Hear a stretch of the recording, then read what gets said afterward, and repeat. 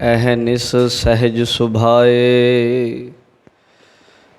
दर्शन परसय गुरु कै जन्म मरण दुख जाए। होवै सिफत खसामंदी नूर अरसों कुरसों चट्टीऐ। तुध डिठे सच्चे पातशाह मल जन्म जन्म दी कट्टी है। सज्जन सच्चा पातशाह सिर शाह आंदा शाहो। जिस पास बैठिया सो ही है सबना दा विसाहो। वाहिगुरु साहिब जीओ हर जेठ जुड़ंदा लोड़ीऐ। जिस अग्गै सब निवन हर सज्जन दावन लग्या किसै ना देई बन। हर जेठ जुड़ंदा लोड़ीऐ जिस अग्गै सब निवन। हर सज्जन दावन लग्या किसै ना देई बन। मानक मोती नाम प्रभ उन लगै नाही सन। रंग सभे नारायण जेते मन भावन। जो हर लोड़े सो करे सोई जी करन। जो प्रभ कीते अपने सेई कहियह धन। आपन लिया जे मिलै विछुड़ क्यों रोवन। साधु संग प्राप्ते नानक रंग माणन। हर जेठ रंगीला तिस धनी जिसकै भाग मथन। साधु संग प्राप्ते नानक रंग माणन। हर जेठ रंगीला तिस धनी जिसकै भाग मथन। वाहिगुरु जी का खालसा वाहिगुरु जी की फतेह। जुगो जुग अटल चवर छत्र तख्त दे मालक गुरता गद्दी ते विराजमान धन धन साहिब सतगुरु श्री गुरु ग्रंथ साहिब जी महाराज जी की पावन पवित्र हजूरी अंदर सुभाईमान सतगुरु जी की साजी नवाजी अति सत्कारयोग माननीय साध संगत जी। असी वडभागे हाँ जो बादशाह दरवेश बालीए दो जहान मर्द गमड़े पातशाह धर्मी बावल धन धन साहिब श्री गुरु गोबिंद सिंह जी महाराज जी के महान पावन पवित्र स्थान तख्त श्री केसगढ़ साहिब जी विखे अपनियां हाजरियां लवा रहे हैं। सतगुरु जी की बख्शिश हुई है इलाही अमृतमई पावन गुरबाणी। अमृत बाणी हर हर तेरी सुन सुन होवै परम गत मेरी। इलाही बाणी का रस भिन्ना कीर्तन आपने बड़े प्यार दे नाल सरवण किया है। आओ इस वक्त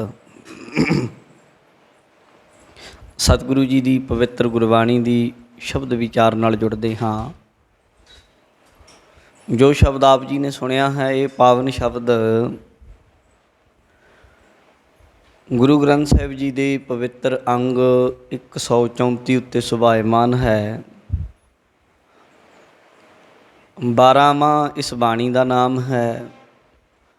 इस बाणी नूं माज राग दे अंदर पंचम पातशाह सतगुरु श्री गुरु अर्जुन देव साहिब महाराज जी ने उच्चारण किया है। असी इस बाणी की चौथी पौड़ी पढ़ी है जिसकी आरंभता हुंदी है हर जेठ जुड़ंदा लोड़ी है जिस अग्गै सब निवन। ਅੱਜ ਜੇਠ ਦੇ ਮਹੀਨੇ ਦੀ ਆਰੰਭਤਾ ਹੋ ਰਹੀ ਹੈ। ਵਿਸਾਖ ਦੇ ਮਹੀਨੇ ਦੀ ਸੰਪੂਰਨਤਾ ਹੋ ਚੁੱਕੀ ਹੈ। ਜਦੋਂ ਇੱਕ ਮਹੀਨਾ ਬਦਲ ਕੇ ਦੂਜਾ ਆਰੰਭ ਹੁੰਦਾ ਹੈ, ਉਸ ਦੇ ਨਾਲ ਜੋ ਬਦਲਾਅ ਆਉਂਦਾ ਉਹਨੂੰ ਸੰਗਰਾਂਦ ਕਹਿ ਦਿੰਦੇ ਆ। ਉੱਦਾਂ ਸੰਸਕ੍ਰਿਤ ਦਾ ਸ਼ਬਦ ਹੈ ਸੰਕ੍ਰਾਂਤੀ, ਪਹਿਲਾ ਸ਼ਬਦ ਹੁੰਦਾ ਸੀ ਇਹ।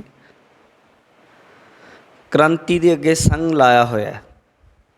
ਸੰਗ ਦੇ ਸੰਸਕ੍ਰਿਤ ਦਾ ਬਹੁਤ ਵੱਡਾ ਕੋਸ਼ ਹੈ ਜਿਹਨੂੰ ਆਪਟੇ ਕੋਸ਼ ਕਹਿੰਦੇ ਆ। ਉਹਦੇ ਵਿੱਚ ਕਈ ਸਾਰੇ ਅਰਥਾਂ ਦੇ ਵਿੱਚ ਇੱਕ ਅਰਥ ਇਹ ਹੈ ਕਿ ਜੋ ਵਿਸ਼ੇਸ਼ਤਾ ਦਰੜਾਉਂਦਾ ਹੋਵੇ, ਕਿਸੇ ਦੀ ਵਿਸ਼ੇਸ਼ਣ ਹੈ ਜਿਹੜੀ। ਇਉਂ ਕਹਿ ਲਓ ਕਿ ਜਿਹੜਾ ਭਲੀ ਪ੍ਰਕਾਰ ਕ੍ਰਾਂਤੀ ਕੀ ਬਦਲਾਵ ਹੈ ਕਿਸੇ ਚੀਜ਼ ਵਿੱਚ, ਉਹਨੂੰ ਕਹਿੰਦੇ ਸੰਕਰਾਂਤ। ਉੱਦਾਂ ਸ਼ਬਦ ਪਹਿਲਾਂ ਸੰਕ੍ਰਾਂਤੀ ਸੀ ਅਤੇ ਹੌਲੀ ਹੌਲੀ ਜਦੋਂ ਇੱਕ ਸ਼ਬਦ ਦੂਜੀ ਭਾਸ਼ਾ ਚਲਾ ਜਾਂਦਾ, ਫਿਰ ਕਈ ਵਾਰ ਉਹਦੇ ਸ਼ਬਦ ਬਦਲ ਜਾਂਦੇ ਆ। ਸਮੇਂ ਨਾਲ ਵੀ ਬਦਲ ਜਾਂਦੀਆਂ ਨੇ ਭਾਸ਼ਾਵਾਂ ਦਾ ਆਪਣਾ ਇੱਕ ਵਹਾਅ ਹੈ, ਭਾਸ਼ਾਵਾਂ ਦਾ ਇੱਕ ਆਪਣਾ ਸੁਭਾਅ ਹੈ। ਇਹ ਭਾਸ਼ਾ ਵਿਗਿਆਨੀ ਹੈ ਜਿਹੜੇ, ਉਹਨਾਂ ਨੂੰ ਚੰਗੀ ਤਰ੍ਹਾਂ ਪਤਾ ਇਸ ਗੱਲ ਦਾ। ਬੜੇ ਤਰੀਕਿਆਂ ਨਾਲ ਭਾਸ਼ਾਵਾਂ ਬਦਲਦੀਆਂ ਨੇ। ਸੰਕ੍ਰਾਂਤੀ ਤੋਂ ਸੰਕਰਾਂਤ, ਸੰਕਰਾਂਤ ਤੋਂ ਸੰਗਰਾਂਦ ਪੰਜਾਬੀ 'ਚ ਕਹਿਣ ਲੱਗ ਪਏ। ਹੁਣ ਤੱਕ ਸੰਗਰਾਂਦ ਸ਼ਬਦ ਚੱਲਦਾ ਜਾਣੀ। ਕੱਲ੍ਹ ਨੂੰ ਅੱਜ ਤੋਂ 100 ਸਾਲ ਬਾਅਦ ਇਹਦਾ ਕੀ ਬਣਦਾ, ਉਹ ਭਵਿੱਖ 'ਚ ਅਗਿਆਤ ਹੈ, ਗੁਪਤ ਹੈ, ਲਿਪਟਿਆ ਹੋਇਆ। ਗੁਰੂ ਰੱਬ ਨੂੰ ਜਾਣ ਪਤਾ ਹੈ, ਆਪਾਂ ਨੂੰ ਨਹੀਂ ਪਤਾ। ਸੰਗਰਾਂਦ ਜਾਣੀ ਬਦਲਾਅ ਹੈ। ਜਿਸ ਦਿਨ ਬਦਲਾਅ ਕੀ ਆਉਂਦਾ, ਥੋੜ੍ਹਾ ਜਿਹਾ ਇਹ 'ਤੇ ਵੀ ਚਾਨਣ ਪਾ ਲਈਏ, ਸਮਝ ਲਈਏ ਥੋੜ੍ਹਾ ਜਿਹਾ। ਬਦਲਾਅ ਜਿਹੜਾ ਆਉਂਦਾ ਕੋਈ ਹਿੰਦੂਆਂ ਦਾ ਨਹੀਂ ਹੁੰਦਾ, ਜਾਂ ਕੋਈ ਮੁਸਲਮਾਨਾਂ ਦਾ ਨਹੀਂ ਹੈ, ਕੋਈ ਕ੍ਰਿਸਚਨ ਜਾਂ ਈਸਾਈ ਬੋਧੀ ਜੈਨੀਆਂ ਦਾ ਨਹੀਂ ਹੈ। ਇਹ ਪ੍ਰਾਕ੍ਰਿਤਕ ਬਦਲਾਅ ਹੈ। ਪ੍ਰਾਕ੍ਰਿਤਕ ਕੀ, ਜਦੋਂ ਆਪਾਂ ਪੜ੍ਹਦੇ ਹਾਂ ਪ੍ਰਕਿਰਤੀ ਵਿਗਿਆਨ ਨੂੰ, ਅਤੇ ਉਹਦੇ ਵਿੱਚ ਪਤਾ ਲੱਗਦਾ ਹੈ ਜਿੱਦਾਂ ਸੂਰਜ ਹੈ, ਸੂਰਜ ਵੀ ਚੱਲਦਾ ਹੈ। ਬਾਣੀ 'ਚ ਵੀ ਲਿਖਿਆ, ਦਿਨ ਰਵ ਚੱਲੈ ਨਿਸ ਸੱਸ ਚੱਲੈ ਤਾਰਕਾ ਲੱਖ ਪਲੋਏ। ਦਿਨ ਵੀ ਚੱਲਦਾ ਹੈ, ਰਾਤ ਵੀ ਚੱਲਦੀ ਹੈ, ਸੂਰਜ ਵੀ ਚੱਲਦਾ, ਚੰਦਰਮਾ ਚੱਲਦਾ। ਜਿੰਨੇ ਤਾਰੇ ਹੈ ਬ੍ਰਹਿਮੰਡ ਦੇ ਵਿੱਚ ਸਭ ਚੱਲਣਹਾਰ ਹੈ। ਅਗਰ ਰੁਕਿਆ ਹੋਇਆ ਜਾਣੀ ਥਿਰ ਹੈ, ਟਿਕਿਆ ਹੋਇਆ ਅਵਿਨਾਸ਼ੀ ਹੈ ਅਤੇ ਵਾਹਿਗੁਰੂ ਹੈ। ਹਰ ਕੋਈ ਆਪਣੀ ਮੰਜ਼ਿਲ ਵੱਲ ਜਾ ਰਿਹਾ ਹੈ। ਇੱਦਾਂ ਹੀ ਜਿੱਦਾਂ ਸੂਰਜ ਚੱਲਦਾ ਚੱਲਦਾ ਚੱਲਦਾ ਹੈ, ਉਹਦੀਆਂ ਫਿਰ ਵਿਦਵਾਨਾਂ ਨੇ ਉਹਦੇ ਘਰ ਮੰਨੇ ਆ ਜਿਹਨੂੰ ਰਾਸ ਸ਼ਬਦ ਆਖਿਆ। ਰਾਸ ਵੀ ਇਹ ਇੰਨੇ ਦਿਨ, ਇੱਕ ਮਹੀਨਾ ਇਸ ਘਰ 'ਚ ਟਿਕਦਾ, ਇਸ ਰਾਸ 'ਚ ਟਿਕਦਾ। ਇੱਦਾਂ ਜਦੋਂ ਇੱਕ ਰਾਸ ਤੋਂ ਦੂਜੀ ਰਾਸ 'ਚ ਜਾਂਦਾ ਹੈ, ਜਿਹਨੂੰ 12 ਰਾਸਾਂ ਕਹਿ ਦਿੱਤੀਆਂ ਜਾਂਦੀਆਂ। ਹਿੰਦੂ ਮੈਥੋਲੋਜੀ ਦੇ ਵਿੱਚ ਇਹਦੇ ਉੱਤੇ ਬਹੁਤ ਸ਼ੋਧਾਂ ਵੀ ਹੋਈਆਂ। ਇਹਦੇ ਉੱਤੇ ਇੱਕ ਵੱਡੀ ਵਿਗਿਆਨ ਨੇ ਵੀ ਕੰਮ ਕੀਤਾ, ਅਤੇ ਜਿੱਥੇ ਸਾਇੰਸ ਕੰਮ ਕਰਦੀ ਰਹੀ ਉੱਥੇ ਇਹਦੇ ਨਾਲ ਕੁਝ ਮਿੱਥਾਂ ਜੁੜ ਗਈਆਂ, ਅਤੇ ਕੁਝ ਇਹਦੇ ਨਾਲ ਪਖੰਡੀ ਤਰ੍ਹਾਂ ਦੇ ਲੋਕ ਵੀ ਜੁੜ ਗਏ, ਜਿਨ੍ਹਾਂ ਨੇ ਲੋਕਾਂ ਨੂੰ ਵਹਿਮਾਂ 'ਚ ਪਾਇਆ।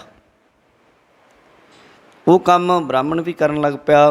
ਪਾਂਡਾ ਸੀ ਜਿਹੜਾ, ਜੋ ਇਸ ਚੀਜ਼ ਨੂੰ ਬਹੁਤ ਗਹਿਰਾਈ ਨਾਲ ਨਹੀਂ ਸੀ ਜਾਣਦਾ, ਉਹਨੇ ਲੋਕਾਂ ਨੂੰ ਫਿਰ ਡਰਾਉਣਾ ਸ਼ੁਰੂ ਕਰ ਦਿੱਤਾ। ਰਾਸਾਂ ਦੇ ਨਾਂ ਦੇ ਉੱਤੇ,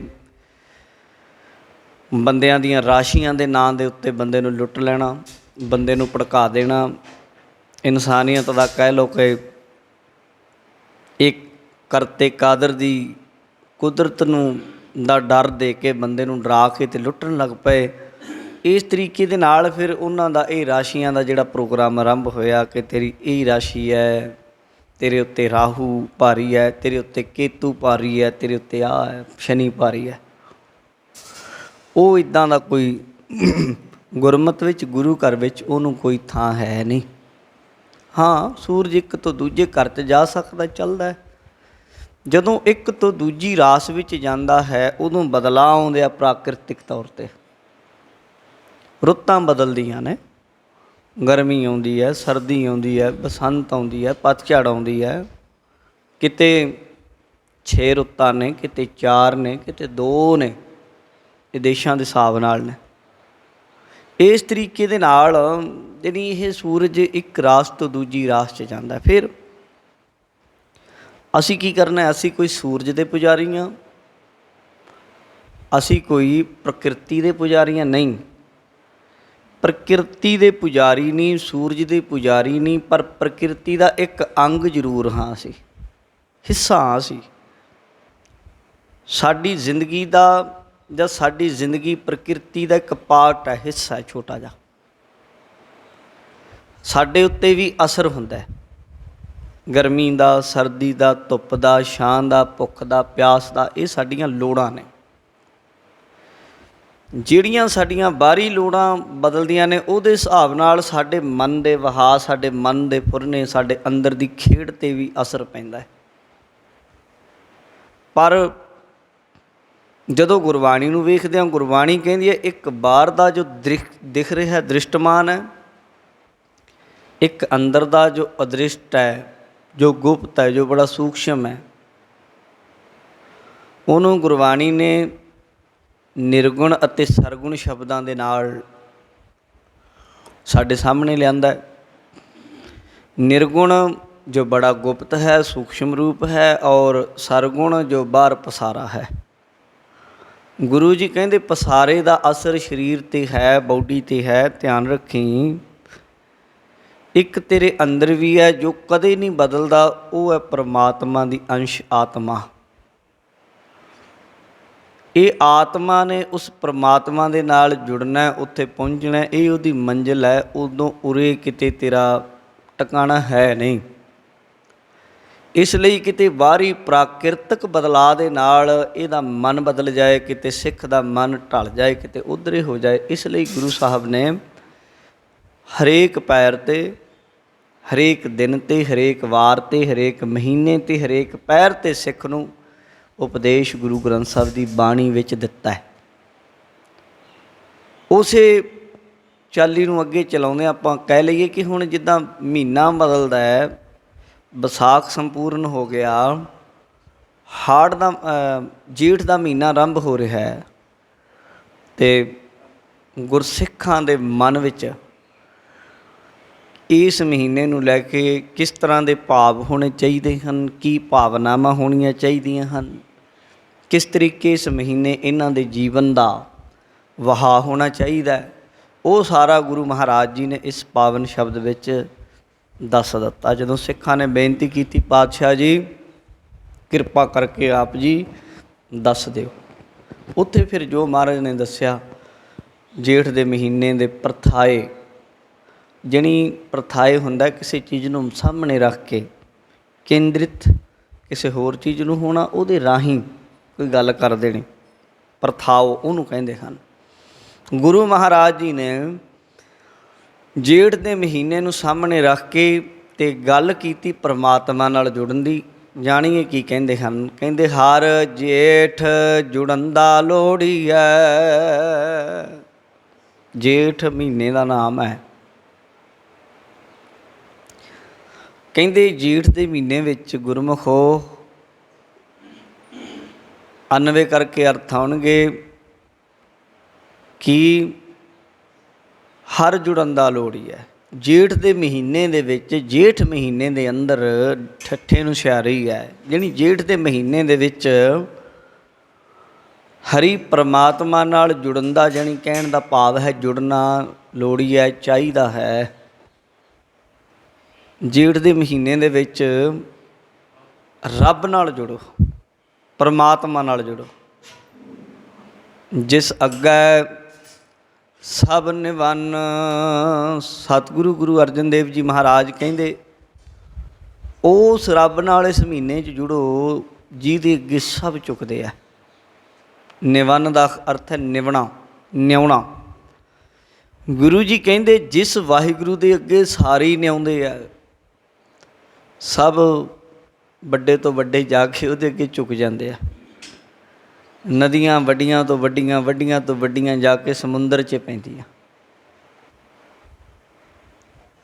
ਨਦੀਆਂ ਤੈਵਾ ਪਵੈ ਸਮੁੰਦ ਨਾ ਜਾਣੀਐ, ਸਮੁੰਦ ਸਾਹ ਸੁਲਤਾਨ। ਸਮੁੰਦਰ 'ਚ ਡਿੱਗ ਕੇ ਸ਼ਾਂਤ ਹੋ ਜਾਂਦੀਆਂ। ਸਮੁੰਦਰ ਵੱਡਾ, ਸਮੁੰਦਰ ਸ਼ਾਹ ਹੈ। ਇਸੇ ਤਰੀਕੇ ਸਭ ਦੇਵੀ ਦੇਵਤੇ, ਪੀਰ ਪੈਗੰਬਰ, ਔਲੀਏ, ਅਵਤਾਰ, ਰਿਸ਼ੀ ਮੁਨੀ ਸਭ ਉਸ ਵਾਹਿਗੁਰੂ ਦੇ ਅੱਗੇ ਝੁਕਦੇ ਆ, ਉਹਦੇ ਅੱਗੇ ਸਿਰ ਝੁਕਾਉਂਦੇ ਆ।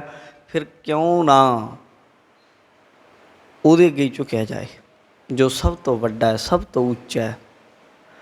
ਹਰ ਜੇਠ ਜੁੜੰਦਾ ਲੋੜੀ ਹੈ, ਜਿਸ ਅੱਗੇ ਸਭ ਨਿਵੰਨ। ਜਿਹਦੇ ਅੱਗੇ ਸਾਰੇ ਹੀ ਨਿਆਉਂਦੇ ਆ, ਕੋਈ ਨਹੀਂ ਕਿ ਉਹ ਤਵਾਕੀ ਹੋ ਜਾਏ। ਗੁਰਮਤ ਦੀ ਫਿਲਾਸਫੀ ਨਹੀਂ ਹੈ ਕਿ ਪਰਮਾਤਮਾ ਤੋਂ ਬਾਹਰ ਕੋਈ ਹੋਰ ਹੋ ਸਕਦਾ, ਉਹ ਤੋਂ ਪਰੇ ਕੋਈ ਚਲਾ ਜਾਏਗਾ, ਇਹ ਨਹੀਂ ਹੈ। ਹੋਏਗੀ ਹੋਰ ਮਤ ਮਤਾਂਤਰਾਂ ਦੀ, ਇਸਲਾਮਿਜ਼ਮ ਨੂੰ ਪੜ੍ਹ ਲਓ ਥੋੜ੍ਹਾ ਜਿਹਾ, ਉਹਦੇ ਵਿੱਚ ਆਉਂਦਾ ਕਿ ਰੱਬ ਤੋਂ ਬਾਗੀ ਹੋ ਗਿਆ ਜਦੋਂ ਰੱਬ ਨੇ 3 ਜਾਤੀਆਂ ਬਣਾਈਆਂ, ਇੱਕ ਫਰਿਸ਼ਤੇ, ਇੱਕ ਬੰਦਾ, ਇੱਕ ਜਿੰਨਾਤ, ਜਿਹਨੂੰ ਜਿੰਨ ਵਗੈਰਾ ਗੈਬੀ ਤਾਂ ਕਹਿ ਦਿੰਦੇ ਆ ਜਿਨ੍ਹਾਂ ਨੂੰ। ਬੰਦਾ ਬਣਾਇਆ ਖਾਕ ਤੋਂ, ਜਿੰਨ ਬਣਾਇਆ ਅੱਗ ਤੋਂ, ਅਤੇ ਦੇਵਤਾ ਬਣਾਇਆ ਨੂਰ ਤੋਂ। ਪਰ ਗੁਰਬਾਣੀ ਕਹਿੰਦੀ ਹੈ ਵੀ ਨਹੀਂ, ਇਨਸਾਨ ਖਾਕ ਨੂਰ ਕਰਦੰ ਆਦਮ ਦੁਨੀਆਏ, ਆਲਮ ਦੁਨੀਆਏ। ਇਹ ਇਨਸਾਨ ਮਿੱਟੀ ਦਾ ਬਾਹਰ ਆ ਕੁਝ ਦਿਖ ਰਿਹਾ, ਇਹ ਮਿੱਟੀ ਦਾ ਬਣਿਆ ਹੋਇਆ, ਪਰ ਇਹਦੇ ਅੰਦਰਲੀ ਜਿਹੜੀ ਚੀਜ਼ ਹੈ ਉਹ ਨੂਰ ਹੀ ਹੈ। ਉਹਦੀ ਨੂਰ ਤੋਂ ਹੀ ਪੈਦਾ ਹੋਇਆ। ਅਵਲ ਅੱਲਾਹ ਨੂਰ ਉਪਾਇਆ, ਕੁਦਰਤ ਕੇ ਸਭ ਬੰਦੇ, ਏਕ ਨੂਰ ਤੇ ਸਭ ਜਗ ਉਪਜਿਆ, ਕੌਣ ਭਲੇ ਕੋ ਮੰਦੇ। ਜਿਹੜਾ ਨੂਰ ਹੈ, ਨੂਰ ਤੇ ਸ਼ੁੱਧੇ ਹੈ, ਉਹ ਨਹੀਂ ਮੈਲਾ, ਉਹ ਅੰਦਰੋਂ ਇੱਕੋ ਹੀ ਹੈ।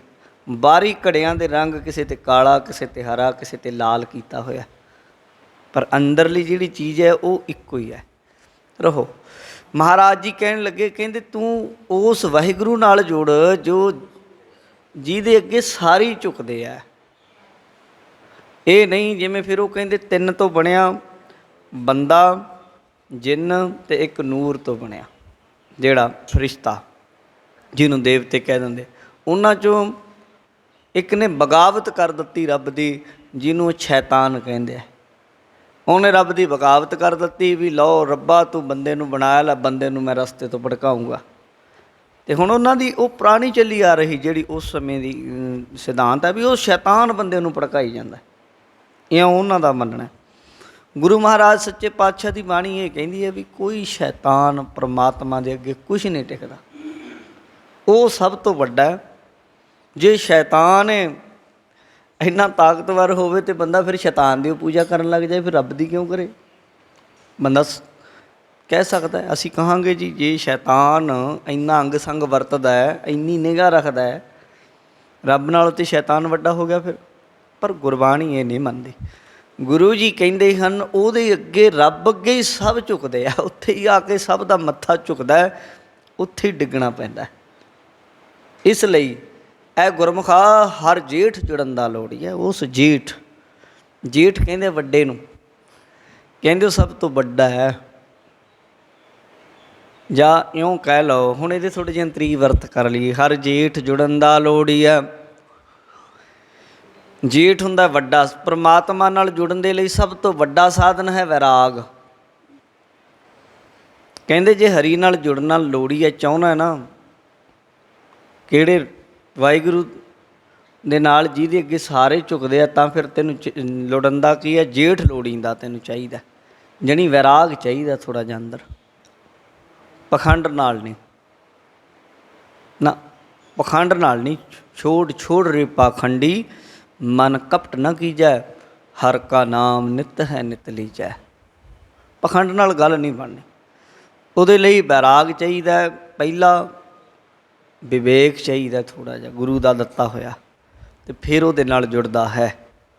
ਅਤੇ ਇਉਂ ਮਹਾਰਾਜ ਆਖ ਰਹੇ ਹਨ। ਇਸ ਲਈ हर सज्जन दावन लग्या किसै ना देई बन।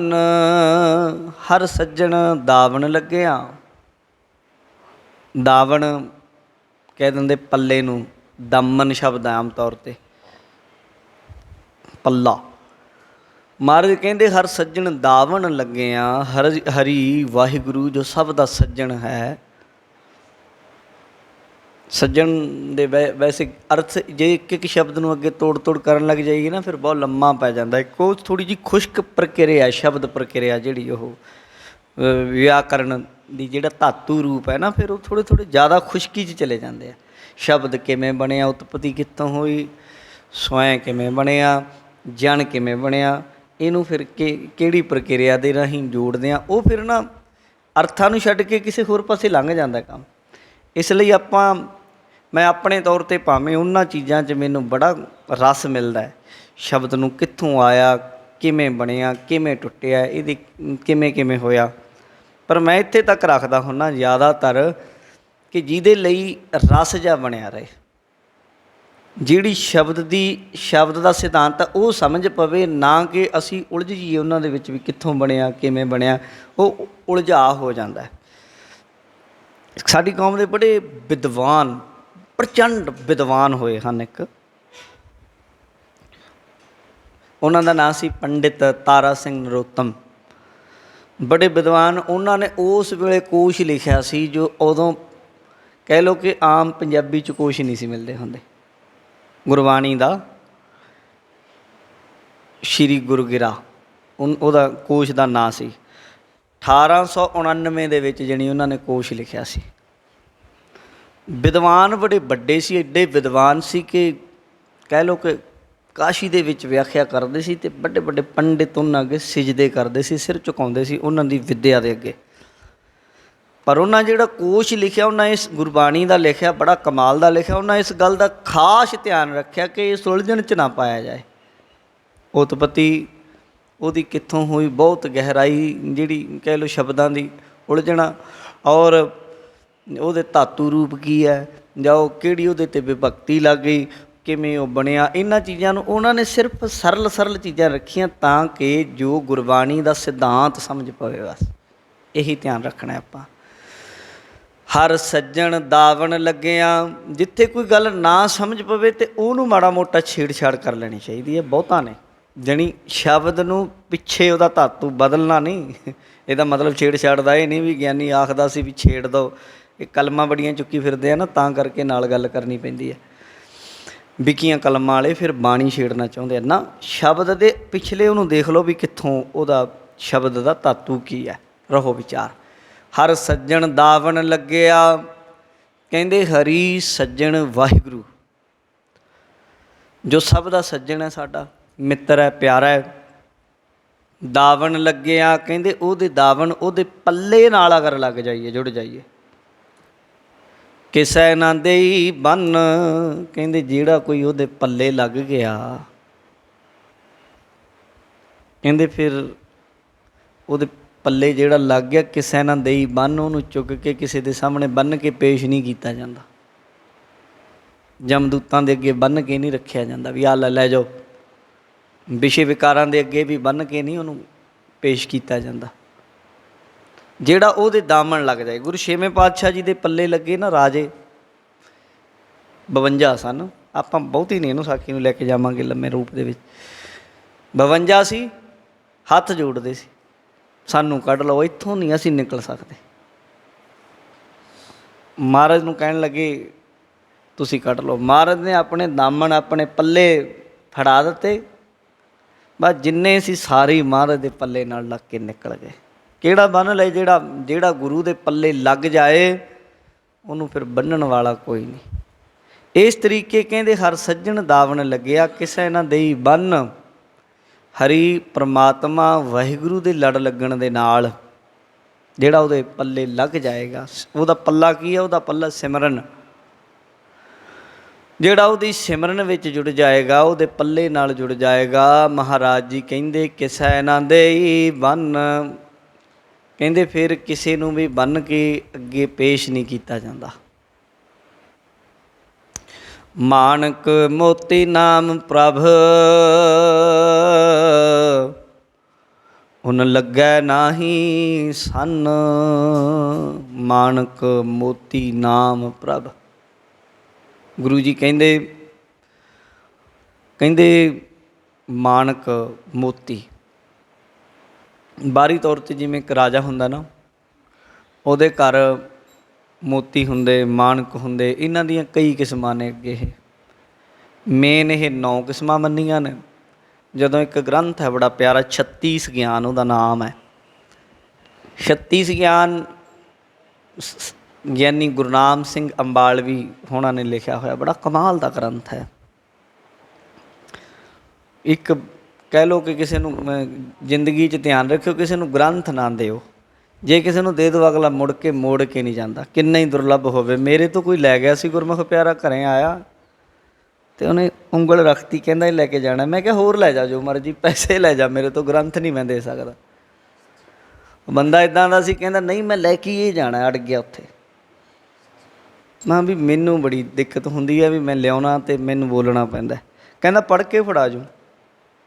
3 ਸਾਲ ਹੋ ਗਏ, ਮੁੜ ਕੇ ਪੜ੍ਹ ਕੇ ਨਹੀਂ ਫੜਾ ਕੇ ਗਿਆ। ਮੈਂ ਕਿਹਾ ਪੜ੍ਹੇ ਹੀ ਨਹੀਂ ਗਿਆ ਉਹ ਤੋਂ।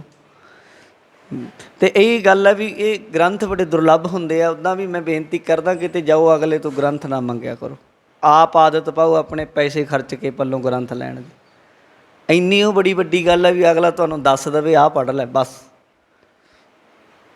ਤੁਹਾਨੂੰ ਤੁਸੀਂ ਪੁੱਛ ਲਓ ਜੀ ਮੈਂ ਪੜ੍ਹਨਾ ਚਾਹੁੰਦਾ, ਮੇਰੀ ਇਸ ਤਰ੍ਹਾਂ ਦੀ ਰੁਚੀ ਹੈ, ਮੈਨੂੰ ਦੱਸੋ ਮੈਂ ਕੀ ਪੜ੍ਹਾਂ। ਤੁਹਾਨੂੰ ਅਗਲਾ ਇੰਨਾ ਦੱਸ ਦੇ ਵੀ ਆਹ ਪੜ੍ਹ ਲੈ, ਫਿਰ ਬਹੁਤ ਚੰਗੀ ਗੱਲ। ਅਤੇ ਰਹੋ ਵਿਚਾਰ, ਚਲੋ ਉਹ ਗ੍ਰੰਥ ਦੇ ਵਿੱਚ ਫਿਰ ਇਹ ਕਿਸਮਾਂ ਲਿਖੀਆਂ ਹੋਈਆਂ। 36 ਗਿਆਨ ਤਾਂ ਹੈ ਵੀ ਜਿਵੇਂ ਇੱਕ ਚੀਜ਼ਾਂ ਕਿਹੜੀਆਂ ਨੇ, ਦੋ ਚੀਜ਼ਾਂ ਕਿਹੜੀਆਂ ਨੇ, ਤਿੰਨ ਚੀਜ਼ਾਂ ਕਿਹੜੀਆਂ ਨੇ, ਚਾਰ ਚੀਜ਼ਾਂ ਕਿਹੜੀਆਂ ਨੇ, ਪੰਜ ਕਿਹੜੀਆਂ ਨੇ ਗੁਰਬਾਣੀ 'ਚ। ਇੱਦਾਂ 36 ਤੱਕ ਅੰਕੜੇ ਨੇ ਉਹਦੇ ਵਿੱਚ ਫਿਰ ਇਹਦੀਆਂ ਮਾਨਕ ਮੋਤੀ ਅਤੇ ਆਦਿਕ ਦੀਆਂ ਕਿਸਮਾਂ ਦਾ ਜ਼ਿਕਰ ਹੈ, ਕਾਫੀ ਸਾਰੀਆਂ ਨੇ। ਰਹੋ ਵਿਚਾਰ। ਮਹਾਰਾਜ ਕਹਿੰਦੇ ਮਾਨਕ ਮੋਤੀ ਨਾਮ ਪ੍ਰਭ। ਮਾਨਕ ਮੋਤੀ ਨਾਮ ਪ੍ਰਭ ਉਹਨੂੰ ਲੱਗੈ ਨਾਹੀ ਸੰਨ। ਜਿਵੇਂ ਕਿਸੇ ਰਾਜੇ ਦੇ ਘਰ ਮੋਤੀ ਹੁੰਦੇ ਹੈ, ਮਾਨਕ ਹੁੰਦੇ ਆ, ਹੀਰੇ ਹੁੰਦੇ ਆ, ਅਤੇ ਜਿਹੜੇ ਚੋਰ ਹੁੰਦੇ ਆ ਉਹਨਾਂ ਨੂੰ ਨਾ ਬੜਾ ਹੁੰਦਾ ਯਕੀਨ ਵੀ ਇਹਦੇ ਕੋਲ ਹੈ ਤਾਂ ਜ਼ਰੂਰ ਹੈ ਮਾਲ, ਇਹ ਤੋਂ ਕੱਢੀਏ ਕਿਸੇ ਨਾ ਕਿਸੇ ਤਰੀਕੇ।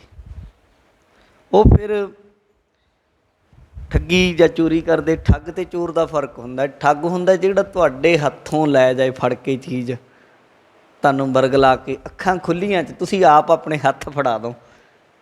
ਅੱਜ ਇੰਨੇ ਕੰਪਨੀਆਂ ਵਾਲੇ ਤੁਰੇ ਫਿਰਦੇ, ਤੁਹਾਡੇ ਡਬਲ ਕਰ ਦਾਂਗੇ, ਤੁਹਾਡੇ ਟ੍ਰਿਪਲ ਕਰ ਦਾਂਗੇ। ਆਹ ਜਿਹੜੀਆਂ ਕੰਪਨੀਆਂ ਜਿਹੀਆਂ ਨਹੀਂ, ਫਿਰ ਪਤਾ ਲੱਗਦਾ ਨੱਠ ਗਈਆਂ। ਉਹ ਠੱਗ ਹੈ, ਚੋਰ ਨਹੀਂ। ਠੱਗ ਹੈ, ਤੁਸੀਂ ਆਪ ਕੱਢ ਦਿੱਤੇ। ਚੋਰ ਹੁੰਦਾ ਜਦ ਤੁਸੀਂ ਹੈ ਨਹੀਂ ਜਾਂ ਤੁਸੀਂ ਘਰੇ ਹੈ ਨਹੀਂ, ਅਤੇ ਉਹ ਤੁਹਾਡੇ ਘਰੋਂ ਤੁਹਾਡੀ ਗੈਰ ਮੌਜੂਦਗੀ 'ਚ ਕੋਈ ਚੀਜ਼ ਚੁੱਕ ਕੇ ਲੈ ਜਾਣਾ, ਉਹ ਚੋਰੀ ਹੈ। ਇਹਦਾ ਫਰਕ ਹੁੰਦਾ ਦੋਵੇਂ ਚੀਜ਼ਾਂ ਦਾ। ਅਤੇ ਪਹਿਲੇ ਸਮਿਆਂ ਦੇ ਵਿੱਚ ਜਿਹੜੇ ਚੋਰ ਹੁੰਦੇ ਸਨ, ਉਹਨਾਂ ਦਾ ਤਰੀਕਾ ਸੀ ਚੋਰਾਂ ਦਾ ਕਿ ਉਹ ਘਰ ਨੂੰ ਪਿੱਛੋਂ ਪਾੜ ਲਾ ਲਿਆ ਕਰਦੇ, ਉਹਨੂੰ ਸੰਨ ਕਹਿੰਦੇ ਸੀ। ਜ਼ਿਆਦਾਤਰ ਕੱਚੀਆਂ ਕੰਧਾਂ ਹੁੰਦੀਆਂ ਜਾਂ ਪੱਕੀਆਂ ਵੀ ਹੁੰਦੀਆਂ, ਪਿੱਛੋਂ ਪਾੜ ਲਾ ਕੇ ਚਲੇ ਜਾਣਾ। ਹੁਣ ਵੀ ਇਹ ਚੋਰ ਸੰਨ ਲਾਉਣ ਵਾਲੇ। ਮੈਨੂੰ ਇੱਕ ਮਸਲਾ ਆਇਆ ਸੀ, ਇੱਕ ਸਾਡੇ ਮਿੱਤਰ ਸੀ, ਉਹਨਾਂ ਦੀ ਬਹੁਤ ਵੱਡੀ ਬੂਟਾਂ ਦੀ ਦੁਕਾਨ ਸੀ, ਸ਼ੂਜ਼ ਦੀ, ਕਾਫੀ ਵੱਡੀ ਫੈਕਟਰੀ, ਬੜੇ ਵਧੀਆ ਬੂਟ ਬਣਾਉਂਦੇ। ਉਹਨਾਂ ਦੇ ਪਿੱਛੇ ਫਿਰ ਫੈਕਟਰੀ ਨੂੰ ਸੰਨ ਲਾ ਲਈ ਚੋਰਾਂ ਨੇ, ਅਤੇ ਸੈਂਸਰ ਲੱਗੇ ਹੋਏ ਸੀ ਹਾਲਾਂਕਿ, ਪਰ ਇੰਨੇ ਭੈੜੇ ਚੋਰ ਸੀ, ਇੰਨੇ ਚਲਾਕ ਕਹਿ ਲਓ ਕਿ ਉਹਨਾਂ ਨੇ ਸਾਰੇ ਦੇ ਸਾਰੇ ਸੈਂਸਰਾਂ ਨੂੰ ਪਹਿਲਾਂ ਦੇਖਿਆ। ਉਹਨਾਂ ਨੇ ਇਸ ਤਰੀਕੇ ਨਾਲ ਉਹ ਬੂਟ ਚੁੱਕੇ, ਉਹਨਾਂ ਦੀ ਸੰਨ ਲਾ ਕੇ ਵੀ ਇੱਕ ਸੈਂਸਰ ਵੱਜੇ, ਜੇ ਦੂਜਾ ਵੱਜ ਜੇ ਤਾਂ ਪੁਲਿਸ ਆ ਜਾਂਦੀ ਹੈ, ਬਾਹਰਲੇ ਮੁਲਕ ਦੀ ਗੱਲ ਹੈ। ਅਤੇ ਉਹਨਾਂ ਨੇ ਉਹਨਾਂ ਦੇ 30-32 ਡੱਬੇ ਚੁੱਕ ਲਏ ਪਿੱਛੋਂ ਪਾੜ ਲਾ ਕੇ ਕੰਧ 'ਚੋਂ। ਜਾਣੀ ਵੀ ਹੁਣ ਵੀ ਹੈ ਉਹ, ਇੱਦਾਂ ਨਹੀਂ ਹੈ। ਕਹਿਣ ਦਾ ਭਾਵ ਹੈ ਉਹ ਸੰਨ ਲਾਉਣ ਦਾ ਤਰੀਕਾ। ਇਸੇ ਤਰੀਕੇ ਪੁਰਾਣੇ ਤਰੀਕਿਆਂ ਵਿੱਚ ਚੋਰ ਸੀ ਜਿਹੜੇ ਉਹ ਪਿੱਛੋਂ ਸੰਨ ਲਾ ਕੇ ਸਮਾਨ ਕੱਢ ਲੈਂਦੇ ਸੀ। ਬੰਦਾ ਬਾਹਰ ਸੁੱਤਾ ਹੁੰਦਾ, ਦਰਵਾਜ਼ੇ 'ਤੇ ਸੁੱਤਾ ਹੁੰਦਾ, ਵੀ ਲਾਓ ਵੀ ਕਿਹੜਾ ਹੋਊਗਾ, ਦਰਵਾਜ਼ਾ ਤੱਕ ਮੈਂ ਬੈਠਾ ਅੰਦਰ, ਕੋਈ ਅੰਦਰ ਲੰਘੂ। ਇਉਂ ਮਹਾਰਾਜ ਨੇ ਬਾਣੀ 'ਚ ਵੀ ਆਖਿਆ, ਨਾਨਕ ਸੁੱਤੀ ਪਈ ਆ ਜਾਣ ਵਿਰਤੀ ਸੰਨ। ਕਹਿੰਦੇ ਸੁੱਤੀ ਪਈ ਆ ਟੌਰ ਨਾਲ, ਦਰਵਾਜ਼ੇ 'ਚ ਬੈਠੀ ਹੈ, ਵੀ ਕਿਹੜਾ ਆਊਗਾ ਸਮਾਨ ਲੈਣ, ਤੇ ਸੰਨ ਲੱਗ ਗਈ, ਚੋਰਾਂ ਨੇ ਲਾ ਲਈ, ਉਹ ਪਿੱਛੋਂ ਕੱਢ ਕੇ ਲੈ ਗਏ। ਇਹ ਬਾਹਰ ਬੈਠੀ ਹੈ, ਮੇਰੀ ਜਿਹੜੀ ਅਲਮਾਰੀ ਹੈ, ਮੇਰੀ ਜਿਹੜੀ ਪੇਟੀ ਹੈ ਪੂਰੀ ਸੇਫ ਹੈ, ਪੂਰੀ, ਉਹਨੂੰ ਕੋਈ ਦਿੱਕਤ ਨਹੀਂ ਹੈ। ਪਰ ਜਦੋਂ ਢੱਕਣ ਚੱਕ ਕੇ ਦੇਖਦੀ ਖਾਲੀ ਪਈ ਆ ਉਹ, ਵਿੱਚੋਂ ਦੇਖਦਾ ਕਿੱਧਰੋਂ, ਪਿੱਛੋਂ ਸੰਨ ਲੱਗ ਗਈ। ਇਉਂ ਮਹਾਰਾਜ ਕਹਿੰਦੇ ਇਹ ਚੋਰ ਬੜੇ ਆ। ਇੱਦਾਂ ਹੀ ਜਦੋਂ ਇਨਸਾਨ ਦੇ ਅੰਦਰ ਸ਼ੁਭ ਗੁਣ ਪੈਦਾ ਹੁੰਦੇ ਆ, ਸ਼ੁਭ ਗੁਣ ਹੈ ਜਿਹੜੇ, ਉਹ ਬੈਰਾਗ, ਵਿਵੇਕ, ਉਹ ਮਾਣਕ ਅਤੇ ਮੋਤੀਆਂ ਦੀ ਤਰ੍ਹਾਂ ਹਨ।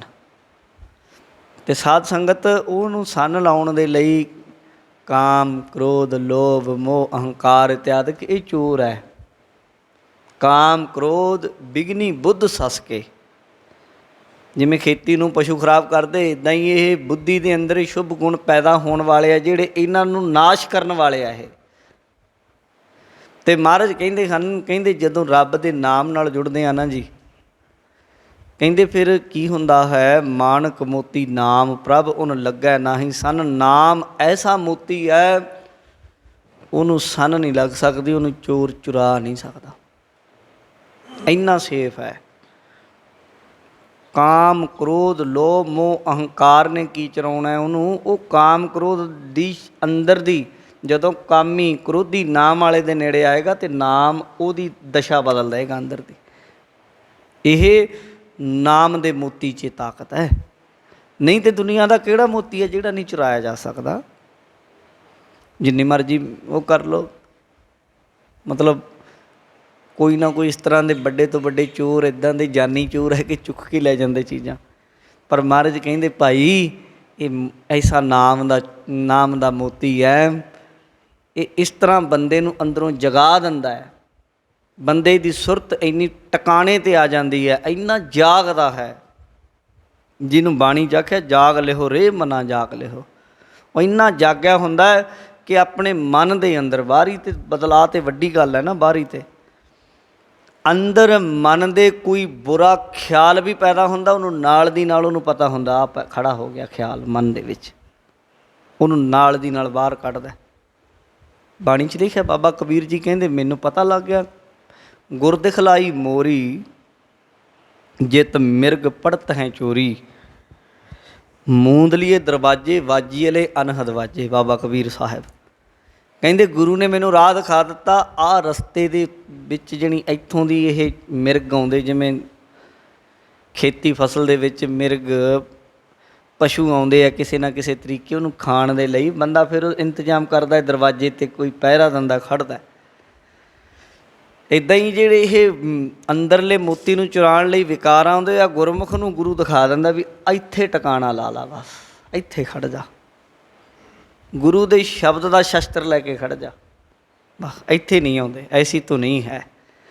ਇਸੇ ਤਰੀਕੇ ਕਹਿੰਦੇ ਮਾਣਕ ਮੋਤੀ ਨਾਮ ਪ੍ਰਭ, ਪ੍ਰਭੂ ਦਾ ਨਾਮ ਐਸਾ ਮਾਣਕ ਹੈ, ਐਸਾ ਮੋਤੀ ਹੈ, ਉਹਨੂੰ ਲੱਗਾ ਨਾ ਹੀ ਸੰਨ, ਉਹਨੂੰ ਕੋਈ ਚੋਰ ਚੁਰਾ ਨਹੀਂ ਸਕਦਾ ਤੁਹਾਡੇ ਤੋਂ। ਦੁਨੀਆ ਦੇ ਮੋਤੀਆਂ ਨੂੰ, ਦੁਨੀਆ ਦੇ ਧਨ ਨੂੰ ਬੜੇ ਵੱਡੇ ਚੋਰ ਨੇ ਚੁਰਾ ਲੈਂਦੇ ਆ। ਐਡੀਆਂ ਐਡੀਆਂ ਚੋਰੀਆਂ ਐਡੀਆਂ ਐਡੀਆਂ ਹੋਈਆਂ ਨੇ ਦੁਨੀਆ ਵਿੱਚ, ਜਿਨ੍ਹਾਂ ਦਾ ਅੱਜ ਤੱਕ ਪਤਾ ਹੀ ਨਹੀਂ ਲੱਗਿਆ ਚੋਰ ਕੌਣ ਨੇ। ਵੱਡੀਆਂ ਤੋਂ ਵੱਡੀਆਂ ਚੋਰੀਆਂ, ਜਿਹੜੀ ਕੰਗਾਲ ਹੋਇਆ ਲੋਕ, ਪਤਾ ਨਹੀਂ ਲੱਗਿਆ ਚੋਰਾਂ ਦਾ। ਪਰ ਮਹਾਰਾਜ ਕਹਿੰਦੇ ਜਿਹੜੇ ਤੁਸੀਂ ਸੋਚਦੇ ਨਾ ਵੀ ਮੇਰੇ ਚੋਰੀ ਨਹੀਂ ਹੋਈ, ਇਹ ਜਿਹੜੇ ਜਿੰਦੇ ਜੁੰਦੇ ਸਾਧਾਂ ਵਾਸਤੇ, ਚੋਰਾਂ ਵਾਸਤੇ ਨਹੀਂ ਜਿੰਦੇ ਜੁੰਦੇ ਹੁੰਦੇ। ਉਹਨਾਂ ਦੀ ਜਦੋਂ ਅੱਖ ਆ ਗਈ ਕਿਸੇ ਚੀਜ਼ 'ਤੇ ਉਹਨਾਂ ਲੈ ਜਾਣਾ ਪੁੱਟ ਕੇ। ਇਹ ਤਾਂ ਤੇਰੇ ਮੇਰੇ ਵਰਗਿਆਂ ਨੂੰ ਹੁੰਦੇ ਆ ਜਿੰਦੇ, ਵੀ ਕੋਈ ਆਮ ਬੰਦਾ ਉੱਦਾਂ ਹੀ ਨਾ ਲੈ ਜਾਏ ਲੋੜਵੰਦ ਚੁੱਕ ਕੇ। ਚੋਰਾਂ ਦਾ ਕੀ ਆ, ਉਹ ਤਾਂ ਭੰਨ ਦਿੰਦੇ ਸਭ ਕੁਝ। ਪਰ ਮਹਾਰਾਜ ਕਹਿੰਦੇ ਨਾਮ ਦਾ ਮੋਤੀ ਐਸਾ, ਇਹਨੂੰ ਚੋਰ ਵੀ ਨਹੀਂ ਚੁਰਾ ਸਕਦਾ। ਗੱਲ ਆ ਹੈ, ਇੰਨਾ ਕੀਮਤੀ ਖਜ਼ਾਨਾ ਹੈ। ਰੰਗ ਸਭੇ ਨਾਰਾਇਣ ਜੇਤੇ ਮਨ ਭਾਵਨ। ਗੁਰੂ ਜੀ ਕਹਿੰਦੇ ਰੰਗ ਸਭੈ, ਸਭੇ ਨਾਰਾਇਣ ਹੈ। ਇਹ ਜਿੰਨੇ ਵੀ ਰੰਗ ਨੇ ਕੁਦਰਤ ਸਾਜੀ ਹੈ, ਇਹ ਆਪਣੇ ਆਪ ਤੋਂ ਨਹੀਂ ਹੈ, ਜਾਂ ਇਉਂ ਕਹਿ ਲਓ ਬੰਦੇ ਨੇ ਨਹੀਂ ਰੰਗੇ। ਬੰਦੇ ਕੋਲ ਕੀ ਤਾਕਤ ਹੈ, ਬੰਦੇ ਕੋਲ ਕਿਹੜਾ ਰੰਗ ਕਿੱਥੋਂ ਲਿਆਊਗਾ। ਬੰਦਾ ਜਿਹੜਾ ਮਟੀਰੀਅਲ ਵੀ ਲਿਆਉਂਦਾ, ਇੱਕ ਪੇਂਟਰ ਇੱਕ ਪੇਂਟਿੰਗ ਬਣਾਉਣ ਦੇ ਲਈ, ਉਹ ਰੰਗ ਵੀ ਤਾਂ ਕਿਤੋਂ ਮਿਲਦਾ ਉਹਨੂੰ। ਇਹ ਸਭ ਰੰਗ ਉਸ ਵਾਹਿਗੁਰੂ ਦੇ ਪੈਦਾ ਕੀਤੇ ਆ। ਇੱਦਾਂ ਹੀ ਕਹਿ ਲਓ ਕਿ ਰੰਗ ਸਭੇ ਨਾਰਾਇਣ ਹੈ। ਦੇਖੋ ਕਿੰਨੇ ਰੰਗੀ ਰੰਗੀ ਭਾਤੀ ਕਰ ਕਰ ਜਿਨਸੀ ਮਾਇਆ ਜਿਹਨੂੰ ਪਾਈ। ਉਹਨੇ ਰੰਗਾਂ ਰੰਗਾਂ ਦੀ ਤਰ੍ਹਾਂ ਤਰ੍ਹਾਂ ਦੀ ਪ੍ਰਕਿਰਤੀ ਬੰਦੇ ਪੈਦਾ ਕੀਤੇ। ਕਿਸੇ ਨੂੰ ਅੰਡੇ 'ਚੋਂ ਪੈਦਾ ਕਰ ਦਿੰਦਾ ਹੈ, ਜੀਵ ਨੂੰ ਅੰਡੇ 'ਚੋਂ। ਕਿਸੇ ਨੂੰ ਧਰਤੀ 'ਚੋਂ ਪੈਦਾ ਕਰ ਦਿੰਦਾ, ਧਰਤੀ 'ਚੋਂ ਉੱਗਦੇ ਆ ਦਰਖਤ। ਕੋਈ ਪਸੀਨੇ 'ਚੋਂ ਪੈਦਾ ਕਰ ਦਿੰਦਾ, ਜੂਆਂ ਇਤਿਆਦਿਕ। ਕੋਈ ਜੇਰ ਵਿੱਚ ਲਪੇਟਿਆ ਹੁੰਦਾ, ਬੰਦਾ, ਪਸ਼ੂਆਂ ਦੇ ਬੱਚੇ। ਜਿਹਨੂੰ ਚਾਰ ਖਾਣੀਆਂ ਕਰਕੇ ਆਖਿਆ ਅੰਡਜ ਜੀਰਜ ਸੇਤਜ ਉਤਪੁਜ। ਇਹਨਾਂ 'ਚੋਂ ਖਤਰਨਾਕ ਉਹੀ ਹੈ ਜਿਹੜਾ ਜੀਰਜ ਜੀਰ ਵਾਲਾ ਹੁੰਦਾ। ਅੰਡਿਆਂ ਵਾਲਾ ਓਨਾ ਖਤਰਨਾਕ ਨਹੀਂ, ਉਤਪੁਜ ਓਨਾ ਖਤਰਨਾਕ ਨਹੀਂ, ਸੇਤਜ ਓਨਾ ਖਤਰਨਾਕ ਨਹੀਂ। ਇਹ ਜੀਰਜ ਹੈ ਜਿਹੜਾ ਇਹ ਖਤਰਨਾਕ ਵੀ ਹੈ, ਇਹ ਸਾਧ ਵੀ ਸਕਦਾ ਆਪਣੇ ਆਪ ਨੂੰ, ਥੋੜ੍ਹਾ ਜਿਹਾ ਸੋਝੀ ਵਾਲਾ ਵੀ ਉਹਨਾਂ ਨਾਲੋਂ ਜ਼ਿਆਦਾ ਹੈ। ਮਹਾਰਾਜ ਕਹਿੰਦੇ ਸਭ ਰੰਗ ਉਹਦੇ ਆ, ਰੰਗ ਸਭੇ ਨਾਰਾਇਣ ਹੈ। ਨਾਰਾਇਣ ਵਾਹਿਗੁਰੂ ਅਕਾਲ ਪੁਰਖ ਦੇ ਆ। ਜਾਂ ਇਉਂ ਨਾਰਾਇਣ ਸ਼ਬਦ ਬਣਿਆ ਹੋਇਆ, ਨਾ ਪਲੱਸ ਰਾਇਣ। ਰਾਇਣ ਹੁੰਦੀ ਰਾਤ, ਨਾ ਹੁੰਦਾ ਜਿਹਦੇ 'ਚ ਨਾ ਹੋਵੇ, ਜਿਹਦੇ 'ਚ ਅਗਿਆਨਤਾ ਅਵਿਦਿਆ ਰੂਪੀ ਰਾਤ ਹਨੇਰਾ ਨਾ ਹੋਵੇ, ਉਹਨੂੰ ਨਾਰਾਇਣ ਕਹਿ ਦਿੰਦੇ ਆ, ਪਹਿਲਾ ਅਰਥ। ਦੂਜਾ ਇਹਦਾ ਬਣਦਾ ਨਰ ਆਇਣ, ਇੱਦਾਂ ਵੀ ਬਣਾ ਲੈਂਦੇ ਆ, ਜਿਹਨੇ ਨਰਾਂ ਦੇ ਵਿੱਚ ਆਉਣਾ ਕੀਤਾ। ਜਾਂ ਇਉਂ ਵੀ ਇਹਦਾ ਅਰਥ ਕੀਤਾ ਜਾਂਦਾ ਨਰ ਆਇਣ। ਆਇਣ ਕਹਿੰਦੇ ਘਰ ਨੂੰ, ਜੋ ਜੀਵਾਂ ਦੇ ਨਰਾਂ ਦੇ ਅੰਦਰ ਬੈਠਾ ਹੈ ਆਤਮ ਜੋਤੀ ਸਰੂਪ ਹੋ ਕੇ, ਸਭੈ ਘਟ ਰਾਮ ਬੋਲੇ, ਉਹਨੂੰ ਨਾਰਾਇਣ ਕਹਿੰਦੇ ਹਨ। ਮਹਾਰਾਜ ਕਹਿੰਦੇ ਸਭ ਉਹਦੇ ਨਾਰਾਇਣ ਵਾਹਿਗੁਰੂ ਦੇ ਹੀ ਰੰਗ ਹੈ ਭਾਈ। ਜੇਤੇ ਮਨ ਪਾਵਨ, ਅਤੇ ਜਿੰਨੇ ਤੇਰੇ ਮਨ ਨੂੰ ਪਾਉਂਦੇ ਆ ਇਹ ਵੀ ਉਹਦੇ ਹੀ ਹੈ ਰੰਗ। ਪਾਉਂਦੇ ਤੈਨੂੰ ਹੈ, ਚੰਗੇ ਲੱਗਦੇ ਆ। ਹਰ ਕਿਸੇ ਨੂੰ ਕਹਿੰਦਾ ਆਹ ਰੰਗ ਮੇਰਾ ਬੜਾ ਜੀ ਮੇਰਾ ਫੇਵਰੇਟ ਹੈ, ਮੈਨੂੰ ਬੜਾ ਪਸੰਦੀਦਾ, ਮੈਂ ਬੜਾ ਪਸੰਦ ਕਰਦਾ। ਇਹ ਸਭ ਉਹਦੇ ਰੰਗ ਹੈ। ਸਭ ਇਸੇ ਤਰੀਕੇ ਜਿੰਨੇ ਵੀ ਰੰਗ ਹੈ ਦੁਨੀਆ ਦੇ, ਕੌਤਕ ਹੈ, ਖੇਡਾਂ ਨੇ, ਇਉਂ ਕਰ ਲਓ, ਸਭ ਉਹਦੇ ਪਰਮਾਤਮਾ ਦੇ ਸਾਜੇ ਆ। ਅਤੇ ਜਿੰਨੇ ਵੀ ਆ ਉਹਨੂੰ ਪਾਉਂਦੇ ਆ ਰੰਗ। ਖੁਸ਼ੀ ਗਮੀ, ਦੁੱਖ ਸੁੱਖ, ਉੱਚਾ ਨੀਵਾਂ, ਕਿਤੇ ਪਹਾੜ ਨੇ, ਕਿਤੇ ਟਿੱਬੇ ਆ, ਕਿਤੇ ਨਦੀਆਂ ਨੇ, ਕਿਤੇ ਖਾਈਆਂ ਨੇ, ਸਭ ਉਹਦੇ ਆ, ਉਹਨੂੰ ਪਾਉਂਦੇ ਆ, ਉਹਨੂੰ ਚੰਗੇ ਲੱਗਦੇ ਆ। ਉਹਨੇ ਇਸ ਤਰ੍ਹਾਂ ਦੀਆਂ ਚੀਜ਼ਾਂ ਬਣਾਈਆਂ। ਇਹ ਧਰਤੀ ਇਸ ਤਰੀਕੇ ਨਾਲ ਬਣਾਈ, ਜਿੰਨੀ ਕੁ ਲੋੜ ਸੀ ਉਨਾ ਕੁ ਪਾਣੀ ਇਹਦੇ ਵਿੱਚ ਹੈ, ਜਿੰਨੀ ਕੁ ਲੋੜ ਸੀ ਉਨੇ ਕੁ ਪਹਾੜ ਇਹਦੇ ਵਿੱਚ ਹੈ, ਜਿੰਨੀ ਕੁ ਲੋੜ ਸੀ ਉਨੇ ਕੁ ਟਿੱਬੇ ਆ। ਬੰਦਾ ਜਿਉਂ-ਜਿਉਂ ਛੇੜਖਾਨੀ ਕਰੀ ਜਾਂਦਾ ਪ੍ਰਕਿਰਤੀ ਨਾਲ, ਤਿਉਂ-ਤਿਉਂ ਉਹ ਆਪਣੇ ਪੈਰਾਂ 'ਤੇ ਆਪ ਕੁਹਾੜੀ ਮਾਰੀ ਜਾਂਦਾ। ਇਹਨੂੰ ਲੱਗਦਾ ਮੈਂ ਸਿਆਣਪ ਕਰ ਰਿਹਾ, ਪਰ ਇਹਦੀ ਕੀਤੀ ਸਿਆਣਪ ਇਹਦੇ ਗਲ ਫਾਹੀ ਹੈ। ਆਪ ਆਪਣੇ ਵਿਨਾਸ਼ ਵੱਲ ਨੂੰ ਵੱਧਦਾ। ਪਰ ਜਿੰਨੇ ਵੀ ਰੰਗ ਨੇ ਇਹ ਪ੍ਰਕਿਰਤੀ ਦੇ, ਜੋ ਕੁਝ ਵੀ ਬਣਾਇਆ ਉਹਨੂੰ ਪਾਉਂਦੇ ਆ। ਉਹਨੇ ਆਪਣੀ ਭਾਣੇ 'ਚ ਬਣਾਏ ਆ, ਜਿਹੜੀ ਲੋੜ ਸੀ ਇਹਨਾਂ ਚੀਜ਼ਾਂ ਦੀ। ਉਹਨੇ ਦੇਖਿਆ ਵੀ ਇਹੋ ਜਿਹਾ ਮਾਹੌਲ ਇਸ ਤਰ੍ਹਾਂ ਦਾ ਚਾਹੀਦਾ, ਉੱਦਾਂ ਦਾ ਬਣਾ ਕੇ ਦਿੱਤਾ ਸਾਨੂੰ ਉਹਨੇ। ਇਉਂ ਕਹਿ ਰਹੇ ਹਨ, ਜੋ ਹਰ ਲੋੜੇ ਸੋ ਕਰੇ, ਸੋਈ ਜੀ ਕਰਨ। ਜੋ ਹਰ ਲੋੜੇ ਸੋ ਕਰੇ, ਜੋ ਵਾਹਿਗੁਰੂ ਨੂੰ ਲੋੜੀਂਦਾ ਹੈ, ਜੋ ਉਹਦੀ ਇੱਛਾ ਹੁੰਦੀ ਹੈ ਉਹ ਕਰਦਾ।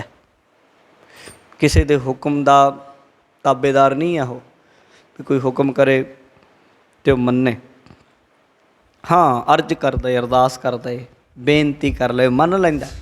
ਗੁਰੂ ਨਾਨਕ ਦੇਵ ਜੀ ਮਹਾਰਾਜ ਦਿੱਲੀ ਗਏ। ਦਿੱਲੀ ਗਏ ਅਤੇ ਉੱਥੇ ਬੜੀ ਸੇਵਾ ਕੀਤੀ ਗੁਰੂ ਨਾਨਕ ਸਾਹਿਬ ਦੀ। ਕਿਹਨਾਂ ਨੇ? ਜਿਹੜੇ ਮਹਾਵਤ ਹੁੰਦੇ, ਹਾਥੀ ਵਗੈਰਾ ਚਲਾਉਂਦੇ ਆ ਰਾਜੇ ਦੇ, ਉਹਨਾਂ ਨੇ ਬੜੀ ਜਦੋਂ ਸੇਵਾ ਕੀਤੀ ਅਤੇ ਰਾਤ ਉੱਥੇ ਠਹਿਰੇ। ਸਵੇਰ ਨੂੰ ਮਹਾਵਤ ਇੱਕ ਰੋਈ ਜਾਏ ਉੱਚੀ ਉੱਚੀ। ਮਹਾਰਾਜ ਕਹਿੰਦੇ ਕਿਉਂ ਰੋ ਰਿਹਾ? ਕਹਿੰਦਾ ਜੀ ਹਾਥੀ ਮਰ ਗਿਆ ਮੇਰਾ। ਕਹਿੰਦੇ ਕਿਹਦਾ ਹਾਥੀ ਸੀ? ਉਹ ਕਹਿੰਦਾ ਜੀ ਹਾਥੀ ਰਾਜੇ ਦਾ ਸੀ, ਮੈਂ ਨੌਕਰਾਂ ਕੰਮ ਕਰਦਾ। ਗੁਰੂ ਜੀ ਕਹਿੰਦੇ ਫੇਰ? ਕਹਿੰਦਾ ਜੀ ਮੇਰਾ ਕੰਮ ਛੁੱਟ ਗਿਆ। ਕਹਿੰਦੇ ਕੋਈ ਹੋਰ ਕੰਮ ਕਰ ਲੈ, ਜ਼ਿੰਦਗੀ ਰਾਹ ਦਿੰਦੀ ਆ, ਇੱਕ ਬੰਦ ਹੋ ਜਾਏ ਹੋਰ ਰਾਹ ਖੁੱਲ੍ਹ ਜਾਂਦੇ ਆ। ਕੀ ਆ, ਇੱਕ ਕੰਮ ਬੰਦ ਹੋ ਜੂ ਹੋਰ ਚੱਲ ਪਊ। ਕਹਿੰਦਾ ਜੀ ਵਧੀਆ ਰੁਜ਼ਗਾਰ ਬਣਿਆ ਸੀ, ਪਰਿਵਾਰ ਦਾ ਠੀਕ ਸੀ, ਐਸੇ ਹਾਲਾਤ ਸੀ। ਰੋਈ ਜਾਏ। ਮਹਾਰਾਜ ਕਹਿੰਦੇ ਚੰਗਾ ਫਿਰ ਇਉਂ ਕਰ, ਇਹਦੇ ਪੁਰਾਤਨ ਜਨਮ ਸਾਖੀ ਵਿਲਾਇਤ ਵਾਲੀ ਵਿੱਚ ਆਉਂਦੀ ਹੈ ਸਾਖੀ ਇਹ। ਮਹਾਰਾਜ ਕਹਿੰਦੇ ਇਹਦੇ ਸਿਰ 'ਤੇ ਹੱਥ ਰੱਖ ਕੇ ਇੱਕ ਵਾਰੀ ਵਾਹਿਗੁਰੂ ਕਹਿ ਦੇ, ਜਿੰਦਾ ਹੋ ਜਾਏਗਾ। ਇਹ ਵਾਹਿਗੁਰੂ ਕਿਹਾ ਉਹਨੇ। ਹਾਥੀ ਜਿੰਦਾ ਹੋ ਗਿਆ। ਗੱਲ ਲੁਕਦੀ ਹੈ ਕਿਤੇ ਰੁਕਦੀ ਹੈ। ਕੋਈ ਬੰਦਾ ਕਿਸੇ ਨੂੰ ਜਿੰਦਾ ਕਰਦਾ ਹੈ, ਕਿੱਡੀ ਵੱਡੀ ਗੱਲ ਹੈ। ਪਿੱਛੇ 1934 ਦੇ ਵਿੱਚ ਇੱਕ ਬੰਦਾ ਐਸਾ ਆਇਆ ਸੀ ਜਿਹਨੇ ਦਾਅਵਾ ਕੀਤਾ ਸੀ ਵੀ ਮੈਂ ਮੁਰਦਿਆਂ ਨੂੰ ਜਿੰਦਾ ਕਰ ਦੇਣਾ। ਲਾਸ਼ਾਂ ਨੂੰ ਲਿਆਉਂਦਾ ਸੀ, ਮੁਰਦਾ ਜਿੰਦਾ ਤਾਂ ਨਹੀਂ ਹੋਇਆ, ਪਰ ਇੱਦਾਂ ਗੱਲ ਆਉਂਦੀ ਹੈ ਵੀ ਉਹਨੇ 5 ਕੁੱਤੇ ਆਪ ਮਾਰੇ, ਫਿਰ 2 ਕੁੱਤੇ ਉਹਨੇ ਤਾਜ਼ੇ ਤਾਜ਼ੇ ਥੋੜ੍ਹੇ ਸਮੇਂ ਲਈ ਸਾਹ ਲਿਆ ਦਿੱਤੇ ਸੀ। ਹੋ ਸਕਦਾ ਹੈ, ਸਾਡਾ ਮੰਨਣਾ ਇਹ ਹੈ, ਜਾਂ ਤਾਂ ਇਹਦੇ ਆਤਮਵਾਦੀ ਬੰਦਾ ਇਹ ਕੰਮ ਕਰ ਸਕਦਾ, ਜਾਂ ਉਹ ਕੁੱਤੇ ਚੰਗੀ ਤਰ੍ਹਾਂ ਮਰੇ ਹੀ ਨਾ ਹੋਣ। ਪਰ ਰੱਬ ਦੇ ਪਿਆਰਿਆਂ ਲਈ ਕੁਛ ਵੀ ਕਰਨਾ ਸੰਭਵ ਨਹੀਂ ਹੈ, ਔਖਾ ਨਹੀਂ ਹੈ। ਇਉਂ ਲੈ ਲਓ, ਚਲੋ ਰਹੋ ਵਿਚਾਰ। ਉਹ ਜਿਸ ਵੇਲੇ ਰਾਜੇ ਤੱਕ ਇਹ ਗੱਲ ਪਹੁੰਚੀ, ਖਬਰ ਹੋਈ ਤੇ ਚਾਰੇ ਪਾਸੇ ਗੱਲ ਫੈਲ ਗਈ। ਰਾਜਾ ਫਿਰ ਮਰ ਨੂੰ ਆਪ ਮਿਲਣ ਆਇਆ, ਗੁਰੂ ਜੀ ਨੂੰ ਕਹਿਣ ਲੱਗਾ ਵੀ ਤੁਸੀਂ ਜਿੰਦਾ ਕੀਤਾ ਹਾਥੀ। ਗੁਰੂ ਜੀ ਨੇ ਜਿਹੜੀ ਗੱਲ ਆਖੀ ਉਹ ਬੜੀ ਕਮਾਲ ਦੀ, ਉੱਥੇ ਸੁਣਨ ਵਾਲੀ ਹੈ। ਗੁਰੂ ਜੀ ਕਹਿੰਦੇ ਇੱਕੋ ਹੀ ਹੈ, ਪਰਮਾਤਮਾ ਹੀ ਹੈ ਜਿਹੜਾ ਮਾਰ ਸਕਦਾ ਅਤੇ ਜ਼ਿੰਦਗੀ ਦੇ ਸਕਦਾ। ਉਹ ਤੋਂ ਬਿਨਾਂ ਨਾ ਕੋਈ ਮਾਰ ਸਕਦਾ, ਨਾ ਕੋਈ ਜਿਉਂਦਾ ਕਰ ਸਕਦਾ। ਉਹ ਕਹਿੰਦਾ ਜੀ ਫਿਰ ਇਹ ਜਿੰਦਾ ਕਿਵੇਂ ਹੋ ਗਿਆ? ਹੁਣ ਗੁਰੂ ਨਾਨਕ ਦੇਵ ਮਹਾਰਾਜ ਨੇ ਜਿਹੜੀ ਗੱਲ ਆਖੀ, ਗੁਰੂ ਜੀ ਕਹਿਣ ਲੱਗੇ, ਕਹਿੰਦੇ ਫਕੀਰ ਨੇ ਅਰਦਾਸ ਕੀਤੀ। ਫਕੀਰ ਗੁਰਮੁਖ ਰੱਬ ਦਾ ਪਿਆਰਾ ਜਿਹੜਾ ਹੈ, ਉਹ ਅਰਦਾਸ ਦਾ ਹੱਕਦਾਰ ਹੈ। ਉਹ ਆਪਣੇ ਰੱਬ ਦੇ ਅੱਗੇ ਅਰਦਾਸ ਕਰੇ, ਜੇ ਉਹਨੂੰ ਭਾ ਜਾਏ ਤੇ ਹੋ ਜਾਂਦਾ ਕੰਮ, ਪਰ ਦਾਵਾ ਨਹੀਂ ਹੈ ਉੱਥੇ। ਇਸ ਤਰੀਕੇ ਮਹਾਰਾਜ ਕਹਿੰਦੇ ਨੇ, ਇਹ ਜੋ ਹਰ ਲੋੜੇ ਸੋ ਕਰੇ। ਗੁਰਮੁਖ ਵੀ ਉਹੀ ਕਰਦਾ ਜੋ ਰੱਬ ਨੂੰ ਲੋੜੀਂਦਾ, ਜੋ ਰੱਬ ਦੀ ਇੱਛਾ ਹੁੰਦੀ ਹੈ, ਜਾਂ ਰੱਬ ਵੀ ਜੋ ਉਹਦੇ ਮਨ 'ਚ ਆਉਂਦਾ ਉਹ ਕਰਦਾ। ਇਉਂ ਨਹੀਂ ਕੋਈ ਦਾਅਵੇ ਨਾਲ ਆਖੇ ਮੈਂ ਇੱਦਾਂ ਕਰ ਦੇਵਾਂ। ਜੋ ਹਰ ਲੋੜੇ ਸੋ ਕਰੇ ਸੋਈ ਜੀ ਕਰਨ। ਜੀਵਾਂ ਨੂੰ ਵੀ ਉਹੀ ਚਾਹੀਦਾ ਜੋ ਪਰਮਾਤਮਾ ਨੇ ਹੁਕਮ ਕੀਤਾ। ਗੁਰਬਾਣੀ ਉਹਦੇ ਹੁਕਮ 'ਚ ਹੈ, ਉਹਦਾ ਹੁਕਮ ਹੈ ਸਾਰਾ। ਜੀਵਾਂ ਨੂੰ ਵੀ ਉਹੀ ਕਰਨਾ ਚਾਹੀਦਾ। ਨਹੀਂ ਕਰੇਗਾ ਤਾਂ ਅੰਤ ਨੂੰ ਫਿਰ ਕਮਾ ਕੇ ਫਿਰ ਉੱਥੇ ਹੀ ਲਿਆਊਗਾ ਲੈਣ 'ਤੇ। ਕਰੂਗਾ ਤਾਂ ਉੱਥੇ ਹੀ, ਜਿੱਥੋਂ ਦੀ ਉਹਨੇ ਧਾਰ ਵਗਾਉਣੀ ਉੱਥੋਂ ਦੀ ਉਹ ਵਗੂ। ਉਹ ਤੋਂ ਬਾਹਰ ਜਿੰਨਾ ਮਰਜ਼ੀ ਭੱਜ ਲੈ, ਮਛਲੀ ਜਿੰਨਾ ਮਰਜ਼ੀ ਪਾਣੀ ਦੇ ਖਿਲਾਫ ਚੱਲ ਲੈ, ਪਾਣੀ ਤੋਂ ਬਾਹਰ ਨਹੀਂ ਜਾ ਸਕਦੀ। ਪੂਰੀ ਐਨਰਜੀ, ਪੂਰੀ ਤਾਕਤ ਲਾ ਦੇਗੀ ਵੀ ਪਾਣੀ ਦੇ ਵਹਾਅ ਦੇ ਉਲਟ ਜਾਊਂਗੀ। ਸਾਰੀ ਜ਼ਿੰਦਗੀ ਕਹਿ ਸਕਦੀ ਮੈਂ ਉਲਟ ਚੱਲੀ ਹਾਂ, ਪਾਣੀ ਦੇ ਉਲਟ ਚੱਲ ਕੇ ਵੀ ਪਾਣੀ ਤੋਂ ਬਾਹਰ ਨਹੀਂ ਹੋ ਸਕਦੀ। ਬਸ ਇੰਨੀ ਕੁ ਗੱਲ ਨੂੰ ਸਮਝ ਲਓ। ਇਸ ਤਰੀਕੇ ਜੀ ਵੀ ਉਹ ਜਿੰਨਾ ਮਰਜ਼ੀ ਕੁਛ ਕਰੀ ਜਾਏ, ਕੁੱਦੀ ਜਾਏ, ਛਾਲਾਂ ਮਾਰੇ। ਮਹਾਰਾਜ ਕਹਿੰਦੇ ਸਭਨੀ ਛਾਲਾਂ ਮਾਰੀਆਂ, ਕਰਤਾ ਕਰੇ ਸੋ ਹੋਏ। ਆਪੋ ਆਪਣੀਆਂ ਹਨ। ਜੋ ਪ੍ਰਭ ਕੀਤੇ ਆਪਣੇ ਸਹੀ ਕਹੀਆ ਹੈ ਧੰਨ। ਧੰਨ ਉਹੀ ਨੇ ਜਿਨ੍ਹਾਂ ਨੂੰ ਪ੍ਰਭੂ ਨੇ ਆਪਣਾ ਬਣਾ ਲਿਆ ਭਾਈ, ਜਿਨ੍ਹਾਂ ਨੂੰ ਆਪਣੇ ਗਲ ਲਾ ਲਿਆ। ਆਪਨ ਲੀਆ ਜੇ ਮਿਲੈ ਵਿਛੁੜ ਕਿਉਂ ਰੋਵਨ। ਪਰਮਾਤਮਾ ਜਦੋਂ ਗੁਰੂ ਕਿਰਪਾ ਕਰਦਾ ਹੈ, ਗੁਰੂ ਪ੍ਰਸਾਦ ਹੁੰਦੀ ਹੈ ਤਾਂ ਪ੍ਰਾਪਤੀ ਹੁੰਦੀ। ਕੋਈ ਆਖੇ ਵੀ ਮੈਨੂੰ ਲੋੜ ਨਹੀਂ ਗੁਰੂ ਦੀ, ਮੈਂ ਆਪੇ ਕਰ ਲਾਂਗਾ, ਅਤੇ ਮਹਾਰਾਜ ਕਹਿੰਦੇ ਜੇ ਆਪਣੀ ਮਿਹਨਤ ਨਾਲ ਜਾਂ ਆਪਣੇ ਆਪ ਕੀਤਿਆਂ ਮਿਲਦਾ ਹੋਵੇ ਤਾਂ ਫਿਰ ਲੈ ਲੈਣ। ਲੋਕ ਵਿਛੋੜੇ 'ਚ ਰੋਂਦੇ ਕਿਉਂ ਪਏ ਨੇ? ਇਹ 'ਤੇ ਜਿਨ੍ਹਾਂ 'ਤੇ ਗੁਰਪ੍ਰਸਾਦ ਗੁਰੂ ਦੀ ਕਿਰਪਾ ਹੁੰਦੀ ਉਹਨਾਂ ਨੂੰ ਪ੍ਰਾਪਤ ਹੁੰਦਾ ਹੈ। ਆਪਨ ਲੀਆ ਜੇ ਮਿਲੈ, ਜੇ ਆਪਣੇ ਆਪ ਆਪਣੀ ਬੁੱਧੀ ਅਨੁਸਾਰ ਮਿਲ ਜਾਏ ਤੇ ਕਹਿੰਦੇ ਵਿਛੁੜ ਕਿਉਂ ਰੋਵਨ। ਫਿਰ ਲੋਕ ਵਿਛੜੇ ਹੋਏ ਰੋਂਦੇ ਕਿਉਂ ਪਏ? ਕਿਉਂਕਿ ਉਹਨਾਂ ਨੂੰ ਲੱਗਦਾ ਵੀ ਅਸੀਂ ਆਪ ਹੀ ਪ੍ਰਾਪਤੀ ਕਰ ਲਵਾਂਗੇ, ਪਰ ਐਸਾ ਨਹੀਂ। ਗੁਰੂ ਕਿਰਪਾ ਤੋਂ ਬਿਨਾਂ ਨਹੀਂ ਪ੍ਰਾਪਤੀ ਹੁੰਦੀ ਹੈ। ਸਾਧੂ ਸੰਗ ਪ੍ਰਾਪਤੇ ਨਾਨਕ ਰੰਗ ਮਾਣਨ। ਸਾਧੂ ਗੁਰੂ ਦੀ ਸੰਗਤ ਦੇ ਨਾਲ, ਗੁਰੂ ਦੇ ਬਖਸ਼ੇ ਗੁਰਮੁਖ ਸਾਧੂਆਂ ਦੀ ਸੰਗਤ ਦੇ ਨਾਲ, ਉਹਨਾਂ ਦੀ ਸੰਗਤ ਦੀ ਪ੍ਰਾਪਤੀ ਦੇ ਨਾਲ ਨਾਨਕ ਰੰਗ ਮਾਣਨ। ਮਹਾਰਾਜ ਕਹਿੰਦੇ ਫਿਰ ਉਹਦੇ ਪ੍ਰੇਮ ਦਾ, ਨਾਮ ਦਾ ਰੰਗ ਮਾਣਿਆ ਜਾ ਸਕਦਾ। ਹਰ ਜੇਠ ਰੰਗੀਲਾ ਤਿਸ ਧਣੀ ਜਿਸ ਕੈ ਭਾਗ ਮਥਨ। ਗੁਰੂ ਮਹਾਰਾਜ ਜੀ ਕਹਿ ਰਹੇ ਨੇ ਹਰ ਜੇਠ ਰੰਗੀਲਾ ਤਿਸ ਧਣੀ। ਹਰੀ ਪਰਮਾਤਮਾ ਜੇਠ ਦੇ ਮਹੀਨੇ ਦੇ ਵਿੱਚ ਜੋ ਰੰਗੀਲਾ ਸਭ ਰੰਗਾਂ ਦਾ ਮਾਲਕ ਹੈ, ਤਿਸ ਧਣੀ ਉਹਦਾ ਮਾਲਕ ਉਹਨੂੰ ਪ੍ਰਗਟ ਹੁੰਦਾ। ਉਹ ਨਾਮ ਦਾ ਧਨ ਨੂੰ ਪ੍ਰਾਪਤ ਹੁੰਦਾ, ਜਾਂ ਧਣੀ ਮਾਲਕ ਨੂੰ ਕਹਿ ਦਿੰਦੇ ਆ। ਕਹਿੰਦੇ ਉਹਦਾ ਮਾਲਕ ਉਹਨੂੰ ਪ੍ਰਾਪਤ ਹੁੰਦਾ ਜਿਸ ਕੈ ਭਾਗ ਮਥਨ ਜੀ ਦੇ ਮੱਥੇ ਦੇ ਭਾਗ ਗੁਰੂ ਨੇ ਵਾਹ ਦਿੱਤੇ। ਸਿਰ ਤੇ ਮਸਤਕ ਤੇ ਹੱਥ ਗੁਰੂ ਨੇ ਰੱਖ ਦਿੱਤਾ। ਹਰੀ ਪ੍ਰਮਾਤਮਾ ਜੇਠ ਜੋ ਸਭ ਤੋਂ ਵੱਡਾ ਹੈ, ਜੇਠ ਦੇ ਮਹੀਨੇ ਦੇ ਅੰਦਰ ਮਹਾਰਾਜ ਕਹਿੰਦੇ ਉਹਦੇ ਹਿਰਦੇ ਰੂਪੀ ਪੱਲੇ ਵਿੱਚ ਸਾਖਿਆਤਕਾਰਤਾ ਹੋ ਜਾਂਦੀ, ਪ੍ਰਗਟ ਹੋ ਜਾਂਦਾ ਹੈ। ਉਹਦੇ ਲੋਕ ਸੁਖੀਏ, ਪਰਲੋਕ ਸੁਹੇਲੇ ਹੋ ਜਾਂਦੇ ਹਨ। ਇਹ ਗੁਰੂ ਜੀ ਨੇ ਹਾੜ ਦੇ ਮਹੀਨੇ ਦੇ, ਇਸ ਜੇਠ ਦੇ ਮਹੀਨੇ ਦੇ ਪ੍ਰਥਾਏ ਅੱਜ ਦਾ ਸ਼ਬਦ ਬਖਸ਼ਿਸ਼ ਕੀਤਾ।